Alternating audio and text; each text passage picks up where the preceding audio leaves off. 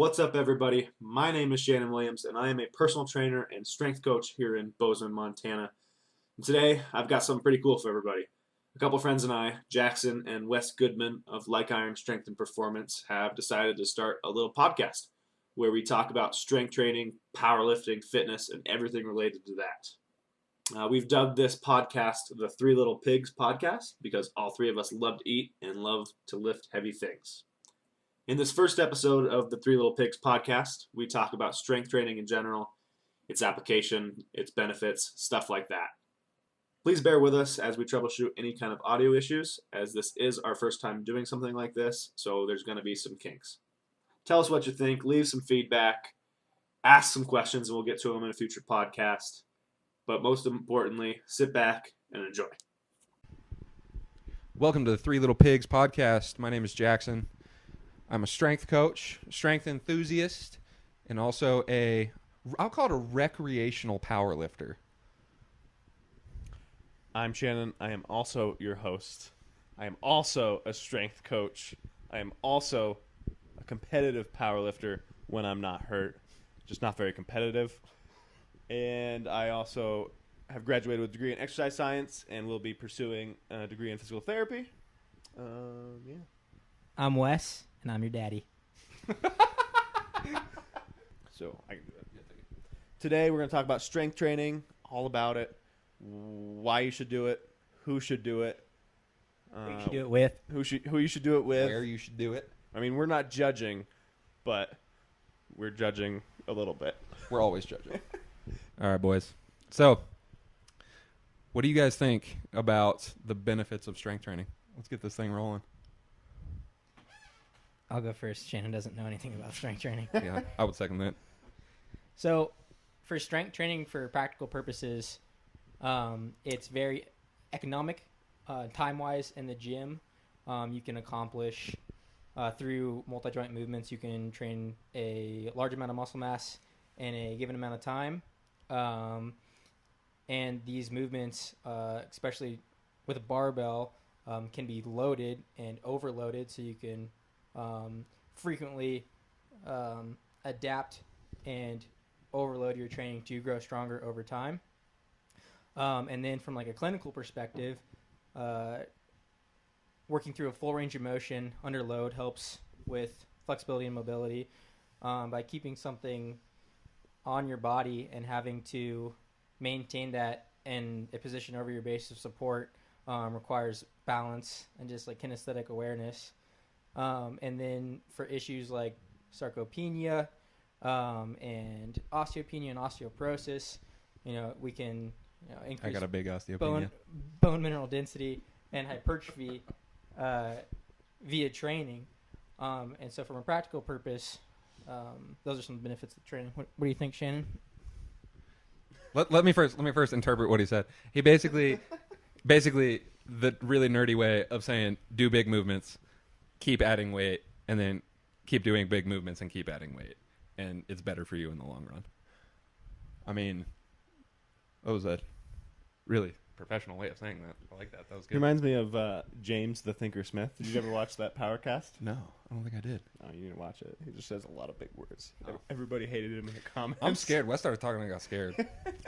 I was like, Jesus, maybe I don't know anything about strength training. Yeah, I think strength training just in itself, I think we need to define that in the first place. For us, I think we're talking about, barbell, basic compound movements, squat, bench, deadlift. Other people probably define it differently, but I think it's anything that you progressively overload, try to get stronger, produce more force, I guess. As far as benefits, I think there's almost too many to count. Obviously, for athletes, a stronger athlete is usually the better athlete in most circumstances. Usually the faster athlete, usually just the more powerful athlete. And then usually, for most cases, at least some amount of strength training helps people move better. So if you move better, you're a better athlete. If you move better, you feel better. You are more mobile. You get through just daily activities better. And then also, obviously, even for health perspective, more dense bones. Obviously, for a lot of us, body composition is important, except for Jackson. My 21% body fat club. Yeah, you go to the InBody. Did you get that done by InBody? They couldn't even get in my body with how much body fat percentage there is. And I think I was actually just reading a recent study. I think there's a few actually that You can read? it was actually in German or It was, Swedish. It was a podcast. It had pictures too. Yes, it was translated very. I read the abstract, but, Yeah, 'cause you but couldn't basically, afford the actual strong people live longer. It's correlated with lower mortality rates. So As Mark Ruperto would say, strong people are more useful and harder to kill. as Mark Bell would say, strength is never a weakness. And buy my hip circle It's fucking stupid. and hop on keto. All right, so let's take this more to the route of athletics, and with us being powerlifters, use powerlifters loosely.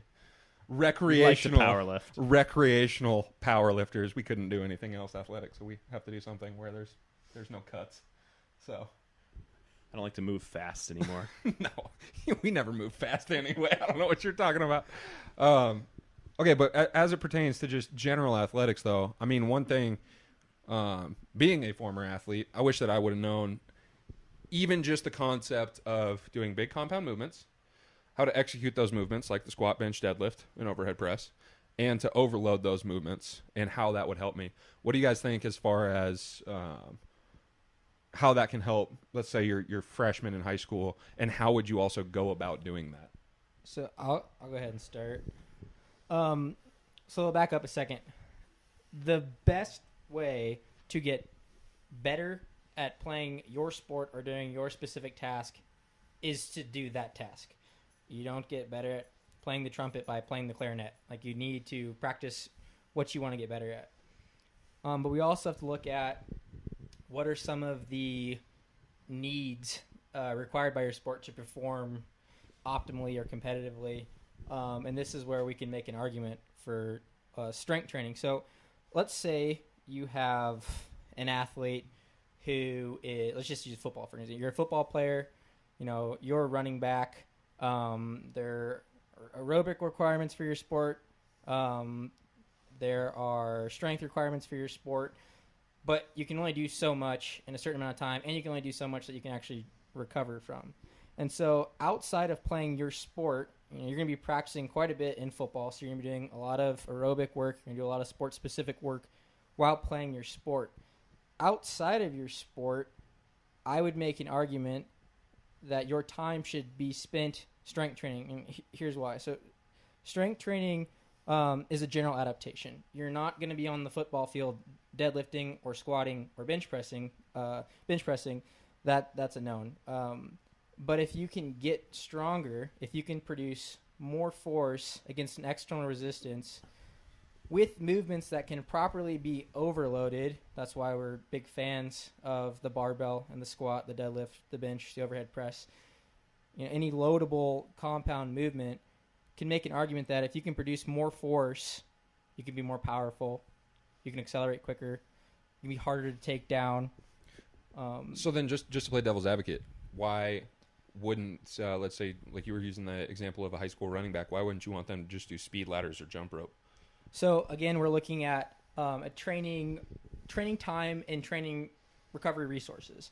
So time and money are two very precious resources for humans. So time, if you're playing football, on top of all the practice that you're doing, all the agility drills or running drills that you're already doing in practice, and you spend more time outside of practice practicing those when you could be practicing something like getting stronger, I think that your time would be better spent actually getting stronger. Even though it's a general adaptation, you could apply it specifically to your sport. Also, in football, even though agility is required, the agility ladder is going to make you better at the agility ladder.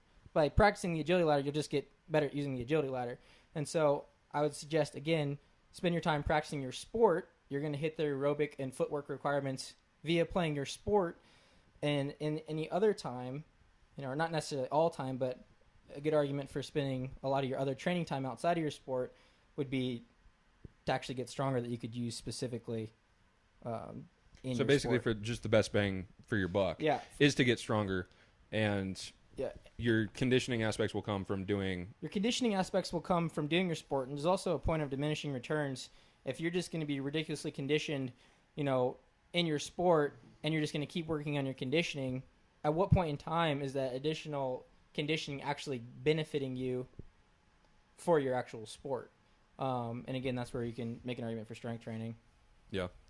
Okay, so Shannon, let's say that you get this athlete, freshman, running back, comes into the gym, says he wants to get better at football. That's his goal. What's your first step? What are you going to do in order to help him get there?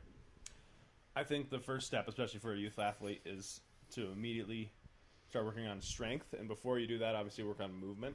So if I were to get, and I've worked with freshman athletes before, there's a large continuum of what kind of athlete you're going to get as a freshman. Some mature faster than others.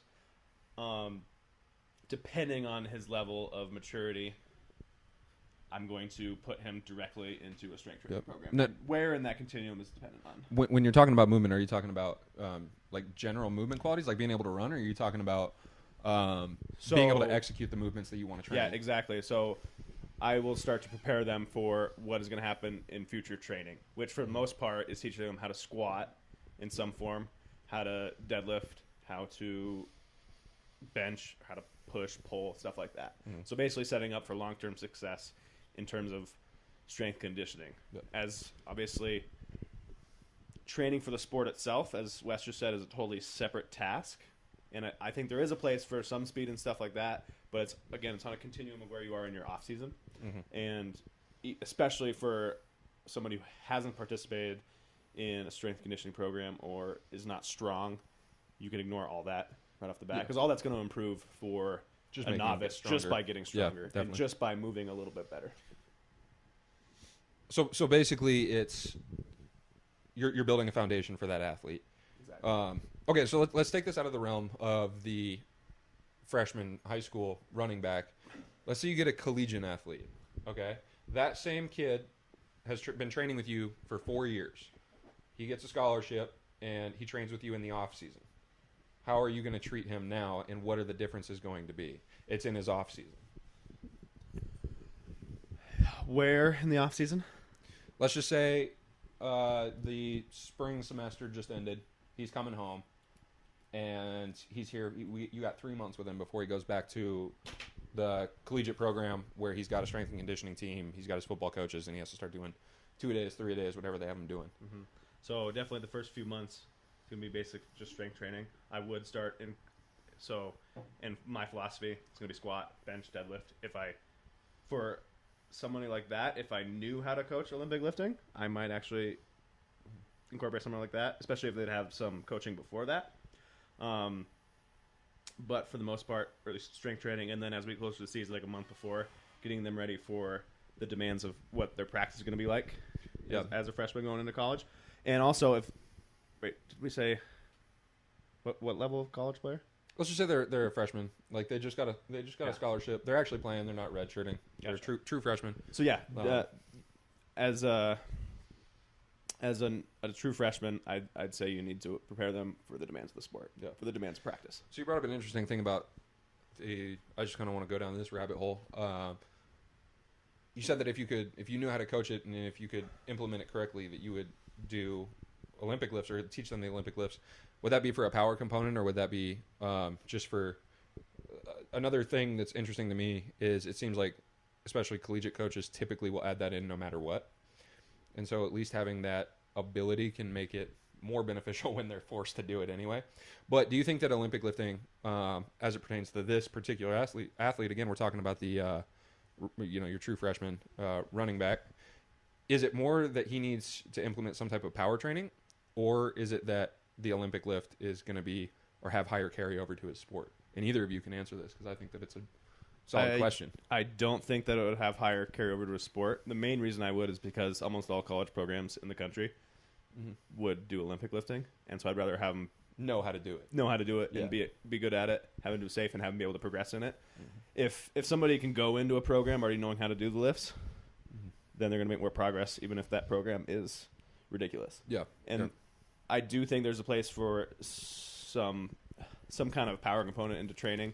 There's no reason you can't do both, just basic strength and power. But I don't think it needs to be Olympic lifting. I think there's other ways to incorporate it. Yeah. What about you, Wesley? I'm going to take this question in a slightly different direction, kind of back a little bit. So in college and in the professionals, in not all cases, but in many, unfortunately, no matter what you do,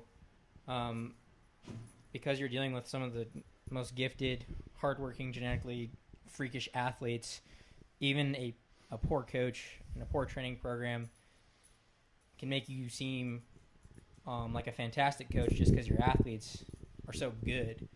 And so in many cases, in many institutions, in many programs, you kind of see implements that are almost a waste of time, but aren't really brought to the light because their athletes shine no matter what because they're already really good. They would have gotten better just from going. They would have gotten better from aging and for playing the sport from 18 to 22 just because they're already freakishly gifted. But so like applying this to the Olympic lifting question, my question would be, one, do they have Olympic lifting experience prior to coming?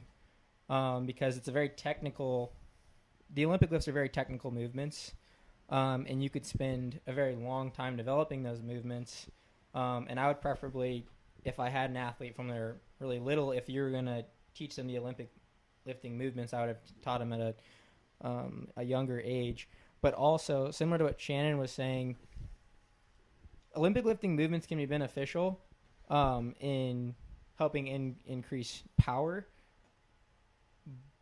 But there may be other movements that you could do instead if, one, that person isn't coached, two, isn't very efficient at doing the movements.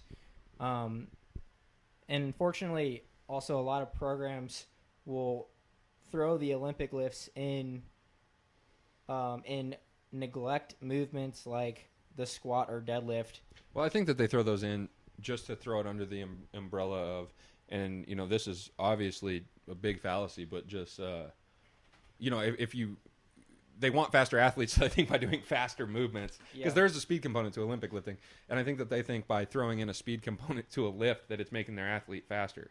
At that point in time too, one, how much faster is that athlete actually getting from doing that? Two, is it noticeably making an increase in their performance? They're already at that level, and are very gifted. But also, if they don't know what they're doing and it takes a lot of time to coach them and it's potentially not even all that great at increasing performance, why not just have them squat and deadlift? I'm not saying Olympic lifts are bad. I'm just saying there's a high circumstantial. There's also a risk versus reward ratio, I think, with this, where the Olympic lifts are very high demand and they're high demand, but and there's a lot of moving pieces. And I think for an athlete that's not trained as an Olympic lifter, that there's not a whole lot of carryover compared to those bigger movements. I also think the technicality of the lift, it also depends on your coach. Again, talking about, it's interesting becoming a coach at the collegiate professional level. At the end of the day, it's really about networking. It's really about who you know and who knows you in getting a position like that. And unfortunately, not always, but unfortunately sometimes, coaches really don't know how to coach technical movements like the Olympic lift, like the clean and jerk or the snatch or the power clean. And again, talking like what Jackson was saying with risk to reward, if you're just doing it improperly, suboptimally, you're just potentially increasing the risk for something to go wrong. Now, if you're coached properly and you've done them for a while, and that's a different story. That's why we're talking circumstance. So being coached for a while, then when would be the right time to implement that? Would it be towards what Shannon's point was, teaching a younger athlete movement patterns? Would it be to implement that? Well, if you if you have the athlete for a long time, I feel like you should implement it early if you plan on doing that. Again, because if you have the skill to do that, the problem with it is, and the reason most of us don't really like it, is because you see high school coaches and personal trainers that have never done it in their lives are teaching it in a high school program, and it looks like a reverse curl. You know? Yeah. And they look like a power clean looks like a reverse curl with slightly bent knees. Yeah, and it's dangerous. It's counterproductive, I would say. Yeah. But if you plan on using them, I would implement them as early as possible in different ways. You're not going to load up a barbell. I wouldn't ever load up a barbell for an Olympic lift with like a middle schooler. Yeah. I would do. Well, and also being a powerlifter, I'm never going to teach something I'm not competent in. Exactly. And I'm just not a competent. And I think Olympic that's lifter. something a good coach should, ingrain in part of their philosophy is if you don't know it, don't teach it. Don't teach it. That's stupid. If you don't have a reason for it, don't teach it.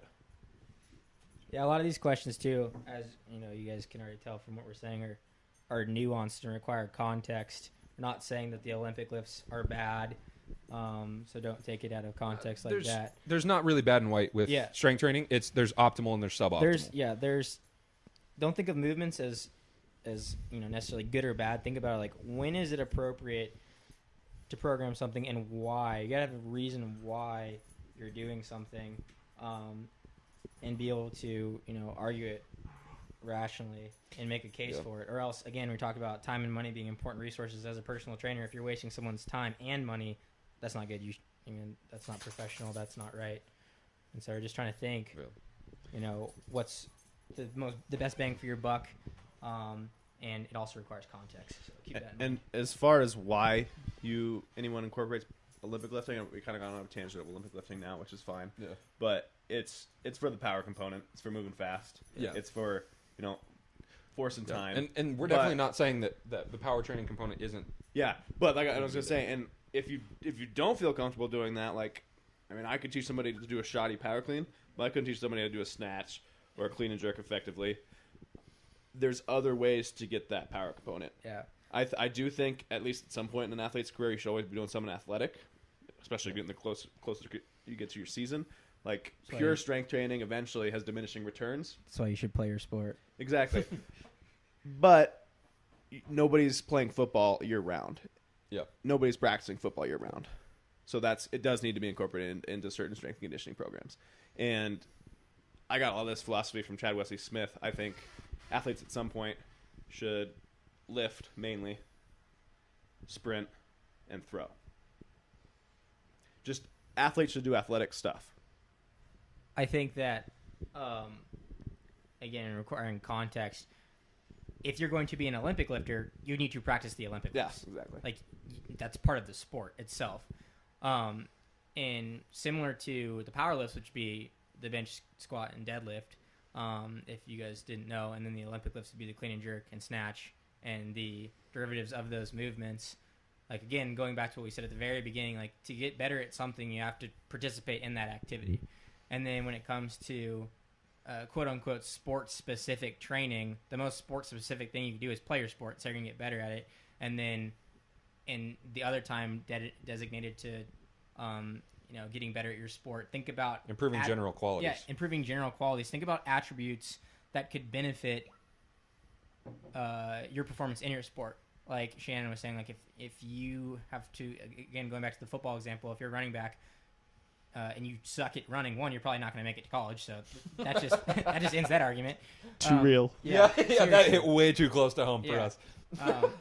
But let's say you're not playing football year round, even though you probably should be doing something that is along those lines that requires those same attributes, like in the off season. Like if you need to get more time in or have a general aerobic base, then you do need to spend time developing those qualities. But again, also think about, unfortunately, I think strength training gets a bad rap because it's not, again, quote unquote, sports specific. It's a general adaptation, and if you can produce more force, exert more force against an external resistance, you can become more powerful. Yep. You can, if you actually rearrange this is going to get kind of nerdy, but if you rearrange Newton's second law and solve for acceleration, if you can increase force and maintain your body mass, you can increase acceleration.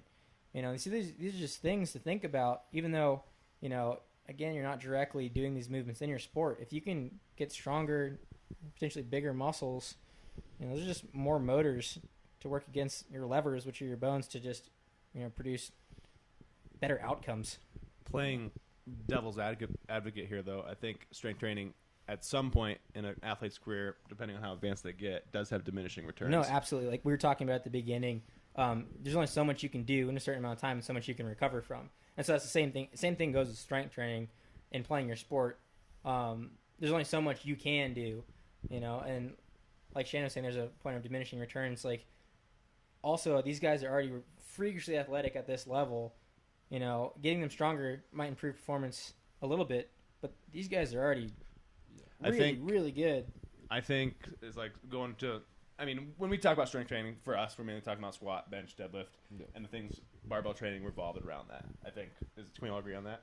Yeah, I would. So would you say, for an elite athlete, would you say taking them from a 600-pound squat to a 700-pound squat, do you think the return on investment would be worth the risk for trying to push that limit? This is what I would say. I would say that your goal should be to keep them relatively close to that 600-pound squat and also keep them injury-free, but you need to keep them moving. I think that one thing that happens is, especially at a level where you start playing more, when your off season essentially gets shorter, your risk for injury goes up. Yeah. So what you're saying is we need to be pliable. Oh, shut up. Work through a full Tom range Brady, of be motion pliable. under load. What's that? Work through a full range of motion under load. That's how you get pliable. Yeah.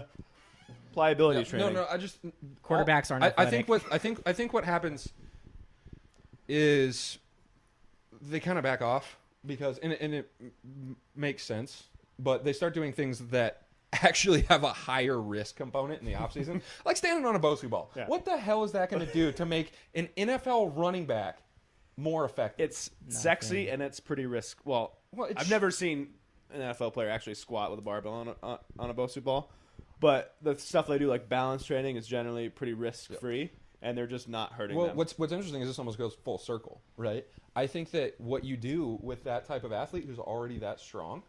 Now, let's say that they're already... It's not hurt them. Well, you can increase or better their movement qualities. Oh, yeah. So you essentially go full circle back to the kid that you're training. Mm-hmm. And I've seen a lot of college and professional athletes who have jacked up lifts. Like their squat, bench, and deadlift, and their cleans look awful. Again, I think that's the nature of terrible coaching. Yeah, well, and then they've already been athletic, so they were going to get stronger no matter what. Yeah. But I think what you can do as a good strength coach at that level is say, hey, okay. And do you know what's funny is these guys, you change those movement qualities, and they're going to get stronger, and that's not going to have an effect on their performance. It's actually going to help them stay safer. Yeah. But I would also say, too, just like any in-season training program, your goal is to basically not make them weaker, keep them at that same level, and make sure that they don't get hurt. You want to maintain those general qualities, but then in the off-season we can start incorporating things that are more general, like your sprints, your throws, things that you were talking about. But that's at that level. I think that most athletes don't even get to a level where strength will negatively impact them. There are some, for sure. It's a very, very small percentage. But even for most of your college athletes, they would get better for sure by getting stronger. I think to slightly play devil's advocate to that is obviously, people don't want to get injured. They want to be able to play their sport.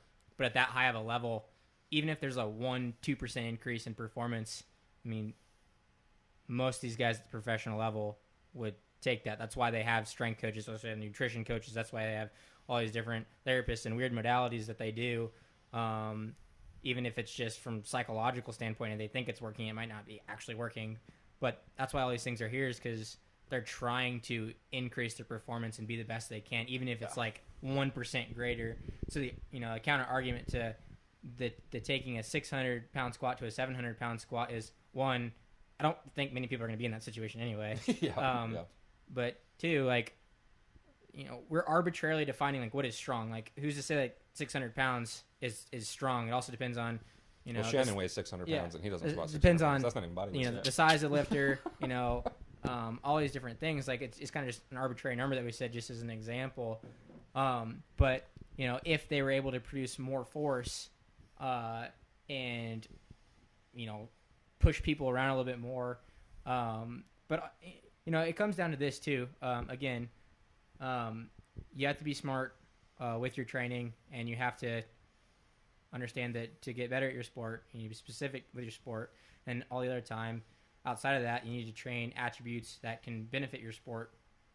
And no one's saying that you should just only strength train and then occasionally play your sport, because that's not a smart way to go about spending all your time. Because again, as powerlifters, our sport is resistance training. So our sport is literally the training. Sport of exercise. It's arguably not even a sport.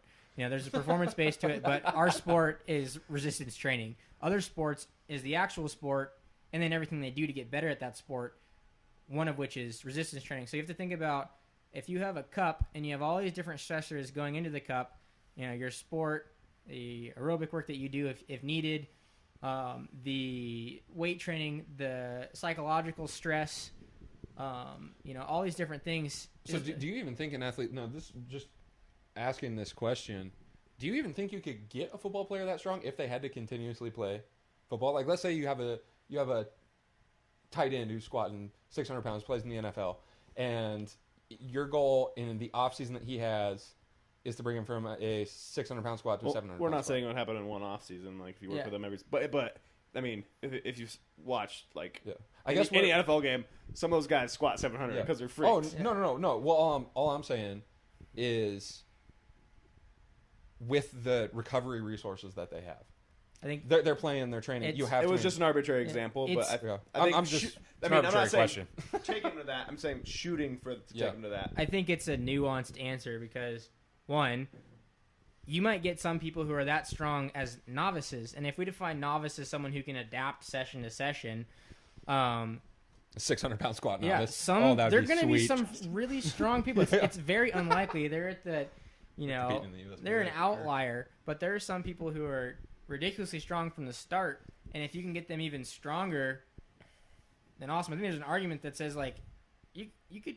I don't think there's really an argument to say that you're too strong. I don't think everyone's ever been like, oh, I'm too strong. It might be the fact that you're spending your time doing things unwisely, like that aren't specific. That aren't exactly. Like if you're just but again, you wouldn't be at that level anyway. If you only liked weight training, then you probably wouldn't have tried to go on and play at that level of football anyway. So you have to be smart, with the amount of training that you have. But if you can get stronger, I don't think you should say, no, I'm just not going to get stronger. It's not going to help me. I think that I'm going to go stand on a Bosu ball instead. Yeah, I think shake weight around. And again, it's not like we're drastically increasing these guys' performance. They're already the best athletes. They already made it to the top. But in a lot of cases, these guys, would basically do anything to increase from 1% to 2%, increase in performance. Like that's their life. That's what they do. But again, it just comes down to being smart with your training, and realizing that you are human. You can only recover from, so much, and it requires context and is nuanced. I also think that none of us have actually trained an elite athlete, so it's kind of, we do speak from bias, but based on who we work with. Yeah. So, definitely more and general obviously population. the research that we've done, and just the general learning that we've done. But I think we should bring it back to general population and youth athletes or high school athletes, because I think that's where most of our experience. That's where all of our experience is. Or even just retired people or people who just want to. Gen Pop. I think Gen Pop. The majority of the people that we work with, and the majority of the people that you're going to work with, if you're a trainer or you're listening to this, are going to be people in the general population. That's just how it is. You're rarely going to. No elite athletes are listening to this. No one. Yeah. If anyone's listening to this. Yeah. Not even semi-decent powerlifters are listening to this. Maybe Justin. These are things you have to consider, But because he can't read again, either, so. I think you can make a really good argument for the practicality of strength training for the general population, and here's why. Going back to what we said at the beginning, time and money are precious resources.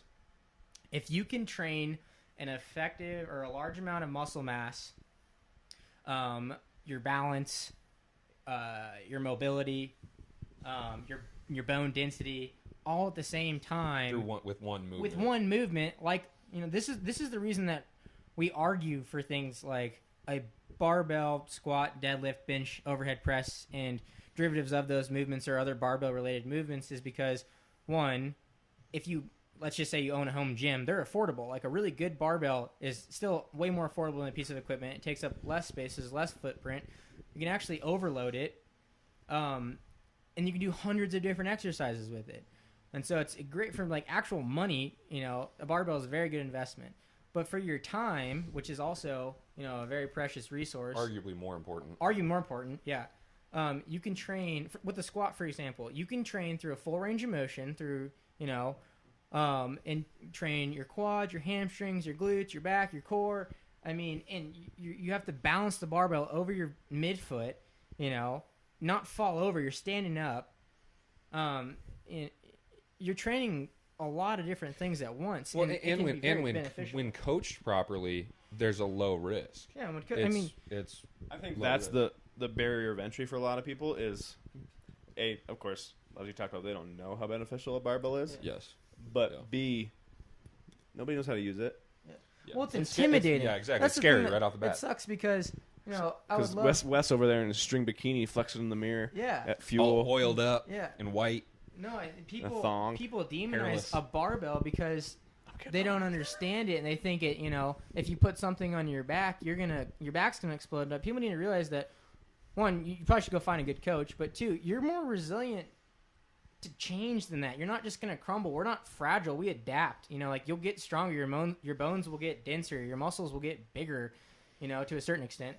You're gonna get better at the movement.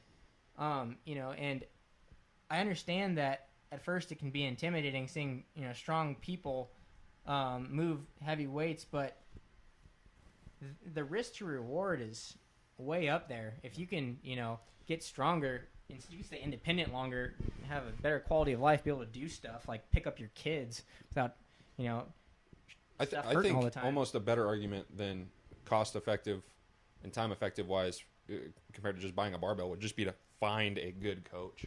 Yeah, that absolutely. has a good gym because they will. If they're a good coach, they're going to like have a Iron barbell. Strength and Performance. Big Sky Barbell. Yeah. No. They'll teach you. They will teach you how to do the movements correctly. They'll have the right equipment, and what's great is you have an accountability piece. I think a lot of people too. If you just throw a gym in your garage right off the bat as a novice, it's cool, but you have no feedback, right? You have no accountability besides to yourself. And you also, a lot of people, it's a good social aspect. But I think what's more important is to invest in a good coach. Yeah. And it all depends on, if I go back, I would invest in a coach. But Yes. how you learn on your own is all dependent on the time commitment that you want to make. It's possible to learn on your own, but it's so much faster, so much more efficient to just get a coach and learn how to do it in a few sessions rather than I learned it from trial and error and back injuries. Same here. I taught myself how to squat, bench, and deadlift, and it was terrible. Which there's a lot you can learn from that. But if I could do it over again, I'd learn it faster in a week from a coach. I think something that's also really important to consider and is arguably one of the most important things in just achieving a healthier lifestyle is compliance or adherence to whatever program you're doing. And if it's another argument for strength training is if you can do it in a time efficient manner, and you can objectively see that you're getting stronger, it's good feedback. That's good feedback, and that's something that, at least for me, is something that makes me want to train. You actually see yourself getting better. But also, like what Jackson was saying, spending the money on, hiring a coach, a competent coach, or working out with people who have similar goals. Is humans in general are social creatures. Like we want to interact with others, and we, typically enjoy a competition. And if you can get a group of people who are knowledgeable and have similar goals, and you're coached properly, it can be fun. I think.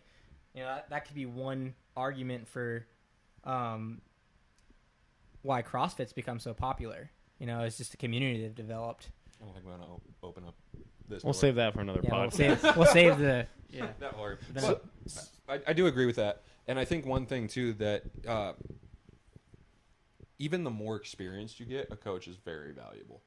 And Well, just it takes training out of your hands. It's not a stress you don't have to deal with. And I've been really lucky to have you two watch what I do, because we were laughing the other day. I can fix anybody's lift, but I can't fix my own to save my life. I do things, do as I say, not as I do. And to have that accountability piece, no matter what level you're at as a mediocre powerlifter, it's beneficial to have someone to be able to watch you and give you feedback, because and I think that even goes back to what we were talking about at the professional level. Yeah, and like you said, just keep you accountable, because that's usually the first issue that arises with a novice or a general pop trainee. Yeah, I think in anything that you do, hiring someone that is a professional in that field, if you can learn through someone else, you're going to save yourself a lot of time and a lot of frustration. But at the same time, it's really important to be skeptical of information that you hear, because in the industry, like the fitness industry, there's a lot of silliness. So go into it looking for someone to help you, but at the same time, make sure people are, rational, if possible, have experience and evidence to support their claims.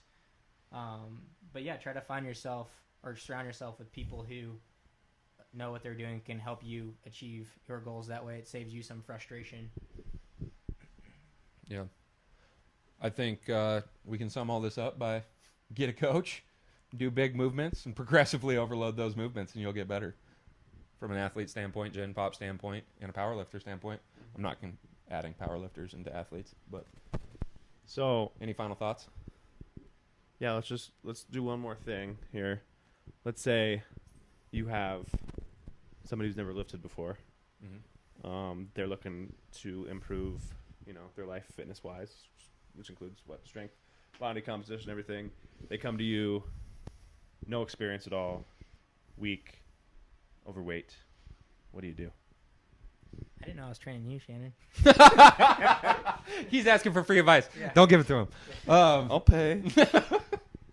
I think that one thing that's really important when you're dealing with someone who has, confidence issues, a little timid, but the good first step is they already selected you. They want to get stronger. They found you and came to you for your advice. I think what you need to do is you need to educate them like you would with anyone else on the movements. You need to realize that you need to load it appropriately. It's not like you're going to have someone like that come in and, put the same weight that you're squatting, for example, on their back. So you need to take Maybe proper, for you. Yeah, take proper steps in progression, and also All right, put 135 at the bar. Also realize that the goal is adherence and compliancy, and what we can do to make these people want to stick with this for the long term. Do that. So if it needs to be a slightly, we're learning the movements, but hey, it might just be body weight at first, or hey, we have training bars that are lighter, or something, just to get them to be a little more confident. And then what we do is, just keep progressing them. Like the goal is progression. Like you have to progress over time to get better. But I think, giving them good feedback, helping them, I think that helps, and just educate them. I think that this is interesting too, because there's really your training will differ obviously, but when you have a novice, let's say you're using the example right of like say older lady comes to you, she's frail or Sure. Okay, that works. We'll use that for comparison. Compared to that freshman running back that came in, right? Right away, I've seen some freshman running backs that are like old ladies. Yeah, frail old ladies. I've seen some too. I mean, this is it's sad sometimes, but I've seen some hockey players like that too. But A lot of hockey players like that. They coach hockey players. I think that right away you need to work on the movement quality. Yeah. I think that the first step is to properly teach them the movement. It's the base for anybody. And for your athlete, for Gen Pop, I even think for rehab, I can't speak a whole lot on that, but from what I've seen and what we've talked about, I think that that's the base of it, is teach these people to move correctly. Show them that they're not going to get hurt, and that if they execute the movements correctly and we progressively overload it, it's going to be easy for them to get stronger, especially at that novice level. And then I think, too, one really interesting thing is just not making that person so ungodly sore. So keeping your volume and intensity extremely low so that you can actually work that movement quality. In that first session, and then over time. And even if it's the first couple of sessions, if we're talking about an older lady. No matter how you know, low you go, they're probably going Absolutely. to get sore anyways. No, yeah, Well, absolutely. but that's why I said not ungodly sore. Yeah. Because I think there's a lot of trainers that right off the bat, they're like, I'm going to judge my effectiveness as a trainer by destroying We you. have a 9-year-old woman here. Let's 1 rep max everything. Yeah. I think it's a poor idea in terms of just training in general. But again, for compliance and adherence, if someone comes in and they can't move the next day, I mean, obviously in your training career, at some point in time, you're going to get sore. You're going to get, delayed onset muscle soreness is going to happen, but it's okay. But I think when you're dealing with someone who's really timid at first, in the first couple of sessions, you just try to annihilate them and you get some sort of weird pleasure in that. That's just wrong. That's not a good long-term strategy in getting them to stick with it. It's pleasurable. And going from nothing to going to something is already going to be more volume than they've done. And again, as a novice, you're going to adapt to a new stressor if it hasn't been yet applied. And then you'll adapt to that, and then that's why it has to get harder over time. But I think you need to be smart, and you also need to understand how to communicate effectively with people. Like Jackson was saying, make sure they know, like, okay, you're not gonna your knees aren't gonna explode. Your back's not gonna explode. That client that you're competent as a coach, and it also makes them trust you. I think that having a client trust you is so important right away, because if they say, "Hey, I haven't done anything in 20 years, and I used to be an athlete," they're scared right away of just getting destroyed, and they're also scared of looking stupid. And so I think that if you can properly teach them how to execute the movements, it boosts their confidence right away, but then it also shows that, or they build confidence in you as a coach. The first step is definitely, to make them comfortable and build that kind of alliance. You're working towards their goals. Yeah. And These then are trusting relationships you're building with your clients too. I mean, you want to be confident, and you want them, eventually you're trying to gain their trust because they're putting their time and their money, and their basically education in your hands. So it's your job as a professional to be professional. Yeah. And as far as, teaching them to move, I think we all agree that the best thing to do is do at least some regression of a squat, bench, deadlift, push, pull, row, stuff like that. Yeah. I'd agree with that. Well, cool. Alrighty. Anything else, boys? Sweet. I think we covered a lot. We nailed it. We blabbed on for a little while. Yeah, we there. did talk. All right, guys. Thanks for listening to the three little kids. This is the three little Jackson has a really weird thing about with kids. especially three of them. If it's three of them. Well, this is the Three Little Pigs podcast. Or Three Little Pigs Kids. with a P. 3 little kid pigs. It can be for kids. It could be for kids, or it could be for I think we got away with this one moderate- without